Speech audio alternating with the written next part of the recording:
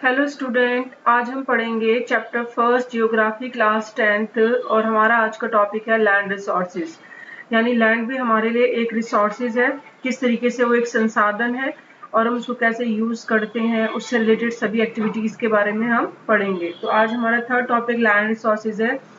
We live on land, हम land पर तो रहते ही हैं। We perform our economic activities on land, land पर हम ऐसी बहुत सारी आर्थिक क्रियाएं करते हैं and we use it in different way, और उसको हम अलग अलग तरीके से यूज करते हैं।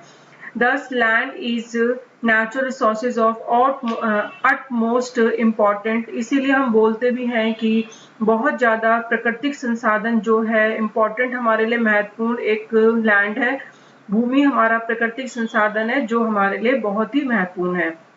It supports natural vegetations, wildlife, human life, economic activities, transport, communication system। और ये हमारे प्राकृतिक वनस्पति जो है या वन्य जीवन के बाद जो हमारी वाइल्ड लाइफ है यानी जीव जंतु हैं, हमारे जो मानव लाइफ है, मनुष्य की लाइफ है, हमारी आर्थिक क्रियाएं हैं, ट्रांसपोर्ट है, ये इन कम्युनिकेशन यानी जो वार्तालाप करने का जो सिस्टम है, इन सबको नेचुरल रिसोर्सेज ही सपोर्ट करते हैं और लैंड उसके अंदर मेन है। यानी लैंड के ऊपर ये सारी एक्टिविटीज होती हैं और ये एक प्राकृतिक संसाधन है। तो लैंड पे होने वाली ये सारी एक्टिविटीज हैं। And however land is assets of night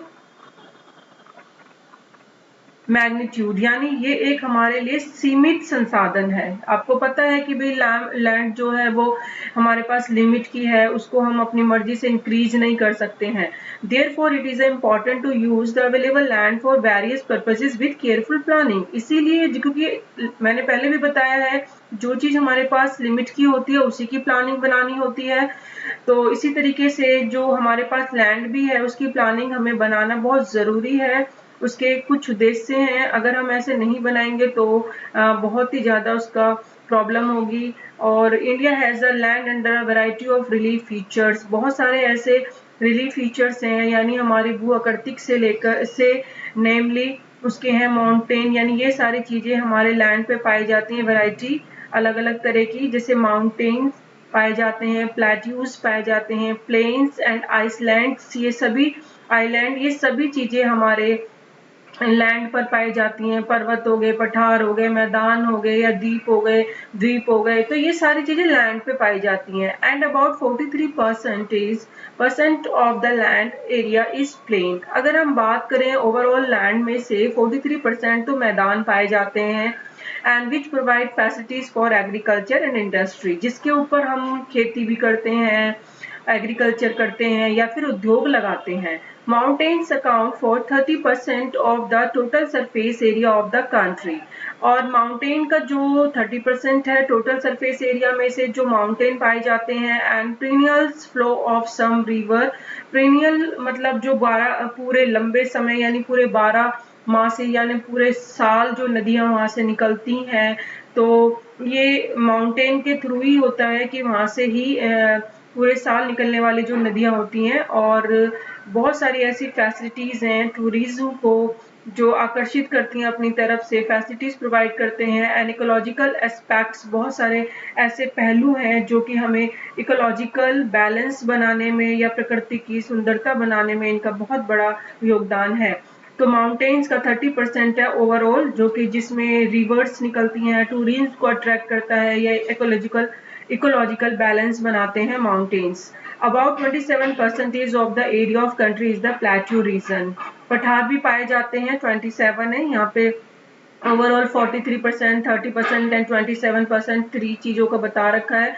it possess rich reserves of minerals and fossils fuels and forest. तो इसके बाद इन्होंने बोला है कि बहुत अधिक मात्रा में जो मिनरल्स हैं या जीवाश्म ईंधन है या जंगल है, ये भी हमारे पास हैं। इनका भी हमारे लैंड पे ही बहुत बड़ा योगदान है। जो हमारे पास इनके रिजर्व हैं, संचय हमने इकट्ठा कर रखे हैं, ये हमारे पास हैं, मतलब प्रकृति में मिनरल्स भी हैं, फॉसिल फ्यूल्स भी हैं, फॉरेस्ट भी हैं।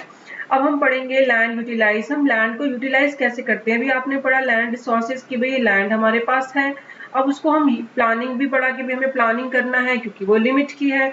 अब हम उसको यूज कैसे करते हैं? लैंड का ऐसा कौन सा पार्ट है, कितने पार्ट में हम क्या कर रहे हैं और क्या नहीं कर रहे हैं। Land resources are use for the following purposes, बहुत सारे ऐसे क्षेत्र हैं जिसमें हम उनको यूज कर रहे हैं। फर्स्ट फॉरेस्ट वन है, और land not available for cultivation, ऐसा लैंड जो कल्टीवेशन के लिए यानी खेती करने के लिए है ही नहीं। ए बैरन यानी जहाँ पे बंजर है, वेस्ट लैंड है जिसको हम यूज ही नहीं कर सकते, and land put to non agriculture uses, जैसे कि बिल्डिंग्स, रोड्स, फैक्ट्रीज, जहाँ पे ये चीजें लगी हैं स्टूडेंट्स वहां भी हम कल्टीवेशन नहीं कर सकते। तो फर्स्ट में फॉरेस्ट है यानी बहुत ज्यादा जंगल लगा हुआ है। सेकंड में इन्होंने बोला है लैंड कैसे यूज की हुई है, कल्टीवेशन नहीं हो सकता वहां पे। और थर्ड में बोला है uncultivated land excluding flow land, यानी अनकल्टिवेटेड यानी परमानेंट, उसको हम यूज ही नहीं कर सकते कल्टिवेटेड में। क्यों? क्योंकि permanent pastures and grazing land है, या तो फिर उसका पास्चर लैंड है यानी परमानेंट उस पे पशुओं को चराने के लिए उसको यूज किया जाता है, ग्रेजिंग करने के लिए यूज किया जाता है लैंड को, हम ये कह सकते हैं। और land under miscellaneous tree crop grove, ये सब चीजें यूज करने के लिए यूज किया जाता है। मतलब कि परमानेंट जो ऑलरेडी वहां पे घास चराने के लिए जो एरिया रिजर्व कर रखा है, तो उसको तो हम कल्टीवेट नहीं कर सकते ना, अनकल्टीवेट में आता है। या फिर हम लैंड के अंदर कुछ और भी ऐसी क्रॉप होती हैं जिसको बाग हो गए या बहुत सारे फसल हो गई, वृक्षों की फसल, लैंड यानी उस पे हम पेड़ लगाने का काम करते हैं, तो वो इसमें आ जाता है। उसको मतलब हम बोते नहीं है, not shown area, net sown area में वो आता नहीं है, यानी हम उसको बो नहीं सकते, मतलब खेती नहीं कर सकते। ठीक है, वृक्ष लगा सकते हैं या घास जो पशु हैं उन्हें चरा सकते हैं, सिर्फ ये काम कर सकते हैं, तो वो अनकल्टिवेटेड में ही आता है। कल्चरेबल कौन सा है? वेस्ट लैंड है, जैसे कि more than 5 agriculture years uncultivated है, यानी जो कम से कम 5 साल से ज्यादा हो गया हो, जिसपे खेती ना की हो, उसे कहते हैं वेस्ट लैंड है। कल्चरेबल है वेस्ट लैंड, यानी वो 5 साल से उसको खेती के लिए यूज ही नहीं किया। तो ये 3 कैटेगरीज हैं स्टूडेंट जो अनकल्टिवेटेड में आती हैं, यानी चाह के भी हम उस पर खेती नहीं कर पा रहे हैं या नहीं कर सकते हैं या करते नहीं हैं, तो ये वो लैंड है अनकल्टिवेट का। नेक्स्ट है फॉलो लैंड्स। अगर हम फॉलो लैंड्स की बात करें तो करंट फॉलो है, यानी left without cultivation 1 and less than 1 agriculture year, यानी उसको 1 साल या 1 साल से कम हो गया हो जिसपे हमने अभी खेती नहीं की है। अदर देन करंट फ्लो, ये अंडरलाइन कर लीजिए, अदर देन करंट फ्लो, यानी इसके अंदर कौन सा आता है? 1 to 5 ईयर, यानी 1 से 5 साल के बीच में उसको अनकल्टिवेटेड हो गया हो, जिसपे हमने 1 से 5 साल के बीच में खेती ना की हो, इतना लंबा लॉन्ग टाइम उसमें हो चुका हो। तो इसमें बोला है फॉलो लैंड कौन सा है? Current flow. And other than current flow कौन सा होता है? इसमें 1 साल या 1 से कम साल हो गया हो, खेती ना की हो करंट फ्लो में, और अदर देन करंट फ्लो में यानी 1 से 5 साल के बीच में टाइम हो गया हो। नेट शोन एरिया कौन सा होता है? Area sown more than once in an agriculture year, यानी 1 साल के अंदर जितनी भी हमने उसको बोया है और उसके 1 साल के अंदर, और उसके अंदर अगर हम नेट शोन एरिया को प्लस कर लेते हैं तो हमें ग्रोस क्रॉप एरिया मिल जाता है, नॉट नेट शोन एरिया, यानी हम जितना भी बोया गया क्षेत्र है उसे हम कहते हैं नेट शोन एरिया। तो ये पैटर्न बताया स्टूडेंट, लैंड यूटिलाइजेशन एग्जाम में भी आ जाता है कि किस तरीके से लैंड यूटिलाइजेशन है, तो आप इसके कीवर्ड्स हैं जो 4-5 हैं, जो आप इनको माइंड में रखेंगे तो डिस्क्राइब करने में आपको इजी होगा। नेक्स्ट है, अब हमारा पैटर्न इंडिया में कैसे है, लैंड का जो यूज हम कर रहे हैं इंडिया में किस पैटर्न से यूज कर रहे हैं। The use of land is determined both by physical factors such as a topography, यानी जो ट्रोपोग्राफी का मतलब होता है प्राकृतिक विशेषताएं जिसमें नेचर से रिलेटेड सभी चीजें पाई जाती हैं। तो फिर हम जो फिजिकली फैक्टर हैं, या तो हम उसको देखते हैं, लैंड को अगर हमें डिटरमाइन करना है, उसके पैटर्न को समझना है, तो हम ट्रोपोग्राफी समझेंगे, क्लाइमेट, सॉइल के टाइप्स देखेंगे, as well as human factor such as a population देखेंगे, डेंसिटी एरिया कितना है, कम है, ज्यादा है, टेक्नोलॉजिकल कैपेबिलिटी देखेंगे, कल्चर एंड ट्रेडिशनल देखेंगे। यानी ये सारी चीजें हमें किसी भी यूज ऑफ लैंड को, पैटर्न को समझने के लिए ये सारी एक्टिविटीज देखनी है कि वो नेचर से रिलेटेड उसमें कितनी एक्टिविटीज हैं या ह्यूमन एक्टिविटीज कितनी हो रही हैं, तब हमें समझ आएगा कि भी पैटर्न उसका लैंड का यूज होने का क्या है। तो इंडिया के अंदर अगर हम बात करें तो हमें पता चल जाता है। जैसे कि आप इस को भी देख सकते हैं ग्राफ को, जिसमें आप समझ सकते हैं जो भी हमने ऊपर पढ़ा है एग्जाम में। आप ये जो आपने ऊपर पढ़ा है उसको हम ऐसे फिगर से भी शो ऑफ कर सकते हैं। ये दिखाया हुआ है लैंड कैटेगरी 6061 की एंड 1415 की। तो इसके अंदर जो है साफ बताया कि फॉरेस्ट वाला ब्लू कलर से इन्होंने दिखाया है फॉरेस्ट कितना है, बैरन अनकल्चरेबल वेस्टलैंड कितना है, नॉन एग्रीकल्चर यूज कितना है, परमानेंट पास्चर ग्रेजिंग लैंड कितना है, और मेस्क ट्री क्रूप ग्रोव्स यानी बागान लगाने के लिए हमारे पास एरिया कितना है। इसमें बताया है वेस्टलैंड कितना है और करंट फ्लो कितना है, यानी करंट फ्लो में बताया है कि 1 साल से कम का टाइम जिसमें खेती ना हुई हो। करंट फ्लो सॉरी इसमें 1 से 5 साल का टाइम है जिसमें खेती ना हुई हो, करंट फ्लो में जिसमें 1 साल हो गया।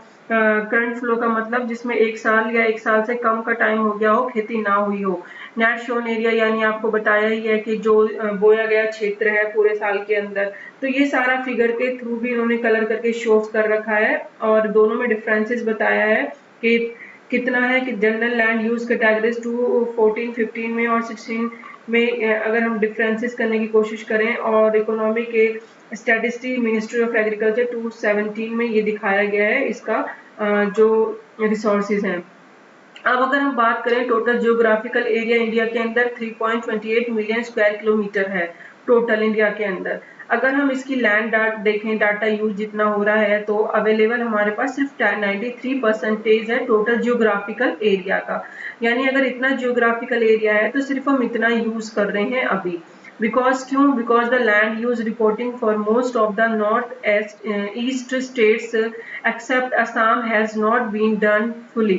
असम को छोड़ के जितने भी यहाँ के एरिया हैं उन्होंने अभी तक कोई ऐसी रिपोर्टिंग नहीं दी है जिसको हम ऐड कर सकें भी कितना लैंड पैटर्न यूज हो रहा है किस तरीके से। और अगर हम इसके अलावा और भी बात करें तो Jammu Kashmir occupy by Pakistan China ने जो एरिया कवर कर रखा है वहाँ भी सर्वे होना नहीं हुआ है, जिससे हमें पता ही नहीं चला है कि लैंड यूज होने का पैटर्न क्या है। तो इसीलिए 3.32 में से 28 में से सिर्फ 23 है जो कि यूज किया हुआ है। और उसके बाद अगर हम बात करें तो land permanent pasture has also decrease. अब जो पास्चर लैंड है वो डिक्रीज होता जा रहा है। पशुओं को चराने के लिए जो परमानेंट एरिया होता है अगर हम वहाँ पे वो कम होता जा रहा है तो आप बताइए हम कैसे पशुओं को फीड करा सकते हैं। जो पॉपुलेशन है कैटल की ह्यूज कैटल पॉपुलेशन है तो हम उनको कैसे ऑन दिस पार्शियल तो उनको कैसे फीड करा सकते हैं इस पार्शियल लैंड में से अगर वो कम हो जाएगा। What are the consequences of it, इसके परिणाम क्या होंगे।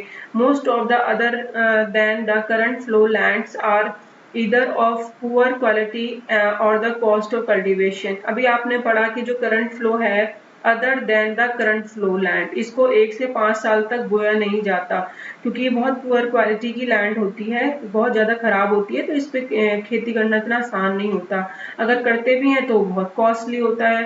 कॉस्टली होने के वजह से हाई कॉस्ट बहुत ज़्यादा आ जाती है और इसीलिए जो लैंड है कल्टीवेटेड उसको 1 या 2 बार ही किया जाता है साल के अंदर, 2 साल के अंदर, 3 साल के अंदर।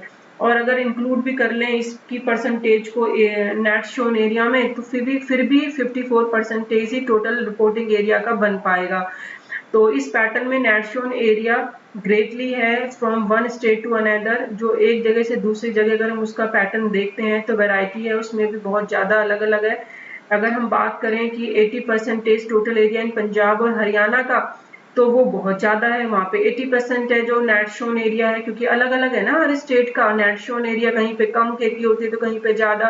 जैसे पंजाब हरियाणा का 80% है तो वहीं पे अगर हम बात करें प्रदेश अरुणाचल प्रदेश, मिजोरम, मणिपुर और अंडमान निकोबार इनका सिर्फ 10% है जो कि नेट शोन एरिया है। तो सब जगह अलग अलग है। उसके बाद इन्होंने बोला है कि आप फॉरेस्ट एरिया जो आपका है country is far lower than the desired 33% of geographical area. अगर फॉरेस्ट एरिया हम बात करें तो is far lower than the desire area 33% है जियोग्राफिकल एरिया का जो फॉरेस्ट्री है हमारी कंट्री में। और अगर हम बात करें as it outline in the national forest policy की, भाई अगर हम नेशनल फॉरेस्ट पॉलिसी बनाते हैं या बनी है 1952 में तो उसके अकॉर्डिंग हमारे पास फॉरेस्ट एरिया इतना ही कवर अप है उसके अकॉर्डिंग, और उसको रिजर्व भी कर रखा है और करना भी बहुत ज़रूरी है, क्योंकि considered essential for maintenance of ecological balance, यानी प्रकृति के बैलेंस को बनाने के लिए नेशनल फॉरेस्ट पॉलिसी बनानी बहुत ज़रूरी है। उसके अंदर फॉरेस्ट एरिया को रिजर्व करना भी बहुत ज़रूरी है, क्योंकि बैलेंस खराब हो जाएगा तो हम इकोलॉजिकल यानी जो भी प्रकृति का जो नेचर है उसको नहीं संभाल सकते हैं। The livelihood of millions of peoples who live on, बहुत सारे अपना जीवन यापन करने के लिए मिलियंस ऑफ पीपल्स हैं जो leave on off fringe of this forest depend upon it, जो जंगल के आसपास के फ्रिंज यानी आसपास जो आसपास के एरिया में रहते हैं अपना जीवन यापन करने के लिए। A part of land is termed as waste land, तो एक पार्ट ऐसा है लैंड का जो कि वेस्ट लैंड है, and put to other non agriculture uses, जिसको हम नॉन एग्रीकल्चर यूजेज में भी ऐसा और भी पार्ट है जो डाल सकते हैं। वेस्ट लैंड इंक्लूडिंग, क्यों है वेस्ट लैंड, जैसे कि रॉकी हो गई, बहुत ज्यादा पर्वतीय वाली हो गई, या सूखी हो गई एरिड हो गई, या डेजर्ट यानी मरुस्थलीय एरिया हो गया, तो ये इनकी वजह से जो एरिया है वो नॉन एग्रीकल्चर यूजेस में आ जाता है, यानी एक ऐसा पैटर्न आ जाता है, वेस्ट लैंड में आ जाते हैं ये। और नॉन एग्रीकल्चर एरिया की वजह से यूजेस कई बार हम इसमें ये भी इंक्लूड होता है सेटलमेंट्स, यानी वहाँ बस्तियां बस जाती हैं, रोड है, रेलवेज है, इंडस्ट्रीज है, एक्सेट्रा, ये सब इंक्लूड है नॉन एग्रीकल्चर एक्टिविटीज में। ठीक है, and continues use of land over a long period of time without taking appropriate measure to conserve and manage it. Continue, जो हम लैंड को लंबे पीरियड से यूज किए जा रहे हैं विदाउट उसको उचित उसको मेजर किए बिना, अप्रोप्रिएट मेजर किए बिना, कंजर्व किए बिना, मैनेज किए बिना, तो जिसकी वजह से रिजल्ट क्या हो रहा है, डिग्रेडेशन, यानी भूमि का जो क्वालिटी होती है वो गिर जाना, यानी डिग्रेडेशन होना, जब किसी की क्वालिटी जो डाउन हो जाती है, तो लैंड की भी क्वालिटी वो डाउन हो गई है, that is turn has serious repercussions, यानी जो सीरियस रिजल्ट है, गंभीर रिजल्ट है, वो सोसाइटी में और वातावरण को झेलने पड़ेंगे, क्योंकि हम कॉन्टिन्यूसली यूज कर रहे हैं लैंड को बहुत लंबे टाइम से विदाउट मेजर किए हुए, बिना सोचे समझे कि, और ना ही कंजर्व कर रहे हैं और ना मैनेज कर रहे हैं, तो जिसकी वजह से हमें उसके रिजल्ट देखने पड़ेंगे। उसके बाद अगर हम बात करें जो there are many way of solve the problem of land degradation, बहुत सारी ऐसी जो डिग्रेडेशन है, यानी जो क्वालिटी लैंड की कम हो गई है उसको हम सॉल्व भी कर सकते हैं, दूर कर सकते हैं। कैसे दूर कर सकते हैं, सॉरी यहाँ पे है ये topic, land degradation and conservation measure, अगर हम इसको मैनेज कर लें और जो सीरियस प्रॉब्लम है उसको कम करने के लिए तो हमें कंजर्वेशन करना पड़ेगा, यानी उसको संरक्षण करना पड़ेगा लैंड डिग्रेडेशन का, जो उसकी क्वालिटी लैंड की कम हो गई है कॉन्टिन्यूसली यूज करने की वजह से। We have share our land with the past generation, हम जानते हैं कि हम हमारे जो पूर्वज हैं वो भी लैंड यूज करते हुए आ रहे हैं, and will have to do so with the future generation too, और फ्यूचर जनरेशन भी इसी को यूज करेगी लैंड को ही। 95% of our basic needs for food, shelter, clothing are obtained from land. Land से ही हमें हमारी सारी ज़रूरतें पूरा होती हैं, चाहे वो हमारा भोजन हो या हमारे रहने की जगह हो या फिर हमारे कपड़े हों। Human activities have not only brought about degradations of land but have also aggravated the pace of natural process of causes damage of land. सिर्फ ह्यूमन एक्टिविटी की वजह से ही लैंड की जो क्वालिटी है वो नीचे नहीं गिरती है, यानी डिग्रेडेशन नहीं होता, जबकि एक बहुत सारा नेचुरल में बहुत तेजी से जब एग्रेवेटेड होता है, यानी गंभीर समस्या आ जाती है या बिगड़ जाता है नेचर, तो उसकी वजह से भी लैंड का डैमेज होना हो जाती है। तो इसमें ह्यूमन एक्टिविटी के साथ नेचर प्रोसेस भी बताया है कि उसकी वजह से भी लैंड डिग्रेडेशन होता है, जैसे कई बार आपने देखा होगा फ्लड आ जाना या सुनामी आ जाना, ऐसी कुछ चीजें नेचुरल में हो जाती हैं जिसकी वजह से लैंड डैमेज हो जाती है। तो ह्यूमन एक्टिविटी के साथ नेचुरल एक्टिविटीज भी होती हैं जो कि लैंड को डिग्रेड कर सकती हैं। Some human activities such as a deforestation, अगर हम बात करें कुछ ऐसी एक्टिविटीज हैं, deforestation, overgrazing, mining and quarrying to have contribute significantly in land degradation, यानी ये वो रीजन है जो यहाँ पे साफ साफ दिए हैं कि ह्यूमन एक्टिविटी कौन कौन सी है जो हम लोग करते हैं जिसकी वजह से लैंड की जो क्वालिटी है वो नीचे गिर जाती है।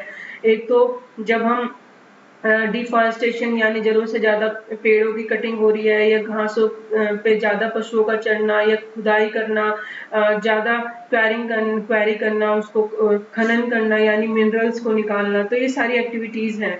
माइनिंग साइट्स जो होती हैं are abandoned after excavations from incomplete living deep scars and trace of over burning, यानी ट्रेसिस और जो डीप स्कार्स हैं, जब हम माइनिंग करते हैं उसमें से निकाल लेते हैं मिनरल्स करने के लिए, माइनिंग करते हैं, खुदाई करते हैं, तो उसको करने के बाद हम क्या करते हैं, वहाँ पे उसको छोड़ देते हैं बहुत सारे जो ट्रेसिस हैं, यानी जो वहाँ पे जो बचा हुआ होता है एरिया, उसमें मलबा और खाइयाँ जो भरा हुआ होता है उसको ऐसे ही छोड़ देते हैं, यानी स्कार्स और ट्रेस यानी जो वहाँ पे खाई और जो मलबे हैं उसको ऐसे ही छोड़ देते हैं, जिससे ओवर बर्निंग बढ़ जाती है। एंड इन स्टेट लाइक जैसे Jharkhand, Chhattisgarh, Madhya Pradesh, Orissa, deforestation due to mining have caused several land degradation. तो डिफॉरेस्टेशन, ये इन प्लेसेस की बात करें, तो इन स्टेट्स की बात करें, तो डिफॉरेस्टेशन जो हो रहा है वो क्यों हो रहा है, माइनिंग की वजह से। तो यहाँ पे साफ रीजन दे रखा है प्लेसेस के अकॉर्डिंग, और यहाँ पे बताया माइनिंग साइट पे जब खुला छोड़ देते हैं, वहाँ पे मलबा जो बचा रहता है, या वहाँ पे जो खाइयाँ बची होती हैं, मलबा और खाइयों की वजह से भी वहाँ पे डिग्रेडेशन होता है।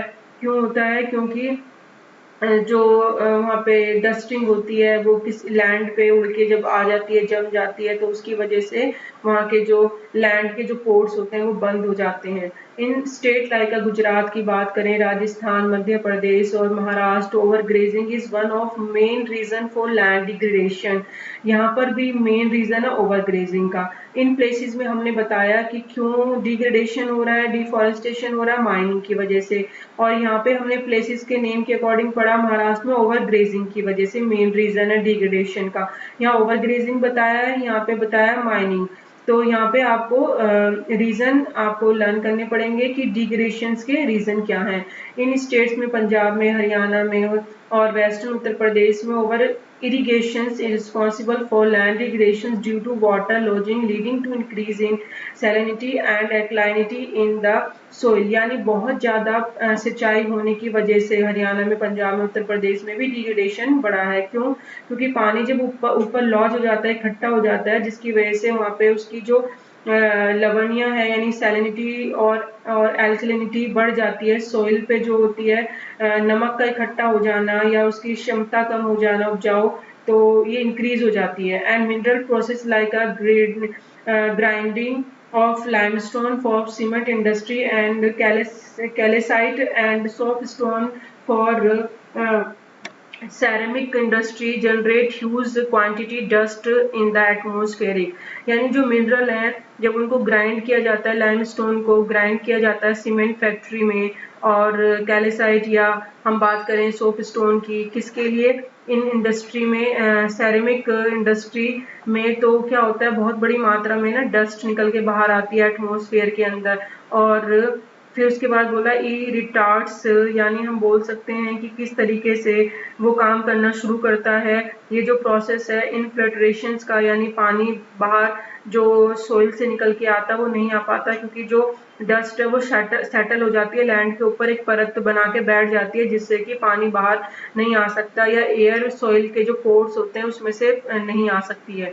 तो हमने बहुत सारे रिसेंट ईयर में देखा भी है कि किस तरीके से settle down on the land पे बढ़ रही है, पहले से लोग अब वहाँ पे रहने लगे हैं। रिसेंट ईयर इंडस्ट्री इन्फ्लुएंस, और इसकी वजह से जो इंडस्ट्रियल से जो वेस्टेज है, इन्फ्लुएंस है, वो भी जो गार्बेज है वो भी वेस्ट, जो कि उनको वहाँ पे मेजर रिसोर्सेज है लैंड पे, जो कि डिग्रेडेशन को इंक्रीज करता है। Water pollution in many parts of country में भी है, जिसकी वजह से डिग्रेडेशन बढ़ता है। तो ये सारे रीजंस हैं कि भाई किस तरीके से डिग्रेडेशन हो रहा है। तो यहाँ पे आपको क्वेश्चन बन सकता है कि लैंड डिग्रेडेशन के रीजन बताओ, और व्हाई डू वी नीड, हमें क्यों जरूरी है इसको कंजर्व करना, why do we need conserve land resources को हमें कंजर्व क्यों करने की जरूरत है, और इसे कैसे करना चाहिए, हाउ। तो क्यों करना चाहिए, क्योंकि लिमिट के हैं हमारे पास लैंड, और डिग्रेडेशन क्यों हो रहा है, क्यों इसकी जो कमी है लैंड के अंदर आ रही है।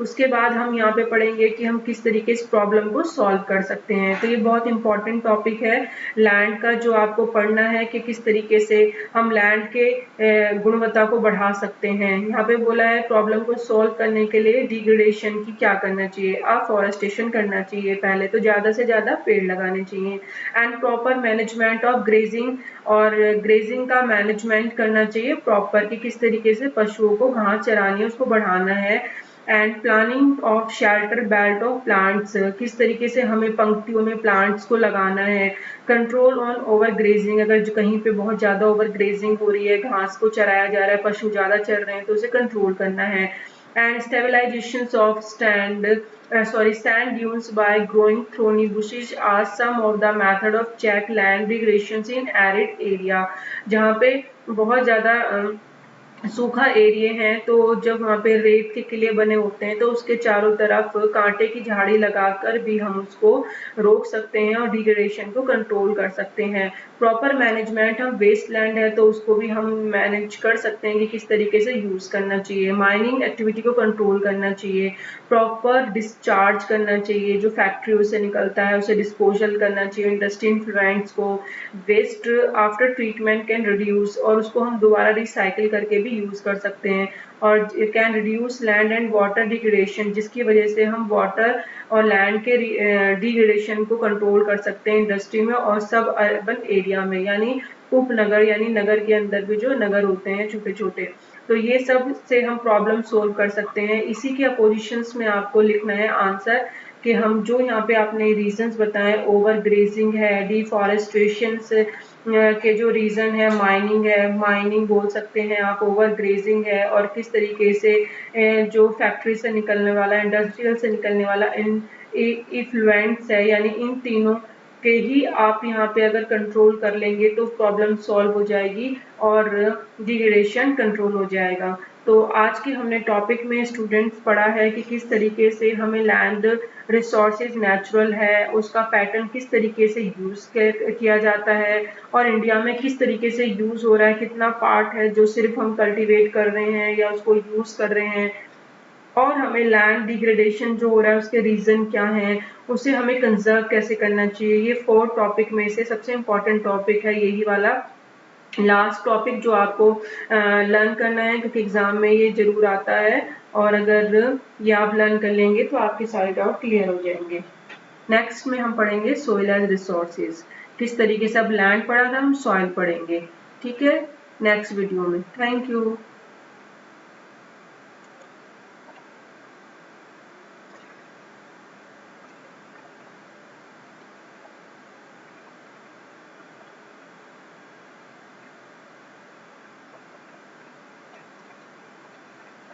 दिन